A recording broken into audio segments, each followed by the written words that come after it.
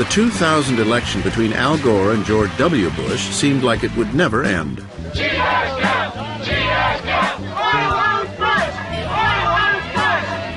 Gore won the popular vote, but neither candidate could claim victory in the Electoral College until it was determined who rightfully won the close race in Florida. Simply put, whoever won the state's 25 disputed electoral votes would win the presidency. What followed was a circus of recounts and court cases.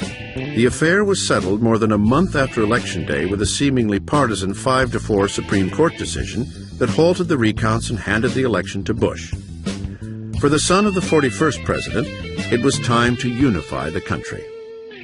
I think the expectation, at least in the press, was that because Bush had won so narrowly, he would be a fairly moderate figure. People like me who guessed that guessed wrong. Number 43, George W. Bush, Republican, first elected in 2000, 53 years old, from Texas. When he was elected, George W. Bush joined John Quincy Adams as the only presidential son to win the White House. The younger George Bush was more conservative than his father, but shared some similarities in his worldview. Both Bushes see the world in good guy, bad guy mentality. Both Bushes see Saddam Hussein as evil. Both Bushes see the forces of the United States as the good force. And both Bushes have taken policy steps to ensure that good would triumph over evil. It's a part of their makeup. George W. Bush was a former prep school cheerleader who embraced the cowboy ethic of his Texas home. As a leader, he sometimes came across as the national sheriff. So long as I'm the president of this country, we're going to chase them down one by one to make sure the American homeland is secure. A graduate of Yale and Harvard Business School and the former governor of Texas, Bush nevertheless portrayed himself as an outsider who disdained the elites. His inarticulate speaking style led many to question his intelligence. A report came out of the IAEA that they were 6 months away from developing a weapon. His intelligence is an emotional intelligence. He can look at people, he can size them up pretty quickly, he can get to the heart of what they're like, and tend to know how to judge them. That's a pretty useful attribute in a politician and a useful one in the president. It would be nice if it were combined with some depth of reflection and some nuance and some curiosity, an intellectual curiosity and rigor about the issues. Despite his lack of curiosity for the details, Bush is one of the most decisive presidents in history, and he runs a tight ship. In the Clinton White House, everything ran late, including the president. In the Bush White House, everything is on time and is considered to be rude and unacceptable if you're late for a meeting. You come dressed in your suit, you make it brief, you salute the commander-in-chief, and then you go. It's a very rigorous, orderly process. Bush may very well have enjoyed a leisurely presidency if not for the terrorist attacks of September 11, 2001. Freedom itself was attacked this morning by a faceless coward,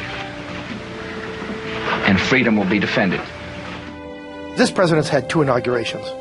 I mean, he had a formal constitutional inauguration, and then 3 days after September 11th, he had his real inauguration. And the people who knock these buildings down will hear all of us soon. Whether we bring our enemies to justice or bring justice to our enemies, justice will be done. What Bush was really code wording to the American people is revenge.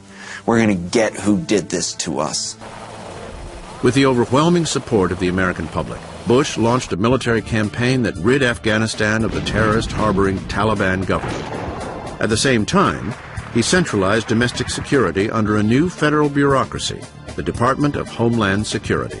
He came to Washington, sworn to making government less central to our lives. And yet, because of events that no one could have foreseen, he has presided over, arguably, the greatest centralization of authority in Washington, perhaps since Lyndon Johnson. In his 2002 State of the Union address, Bush seemed to widen the scope of his war on terror to include regimes in North Korea, Iran, and Iraq.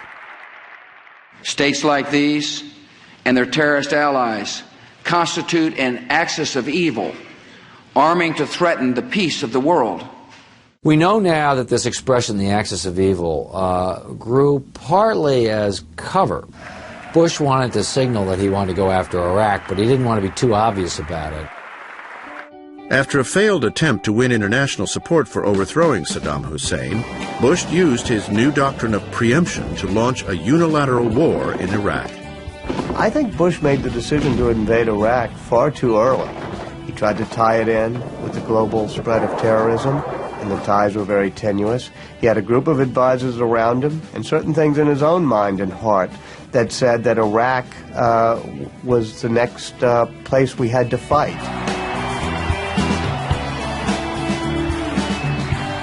In 2004, George W. Bush avoided the fate of his father, and he was re-elected to a second term. It's still too soon for historians to assess his presidency. We do know this, though, that it is an important presidency. And that's more than we know about many presidencies. The walls of the White House bear witness to the storied history of the American presidency.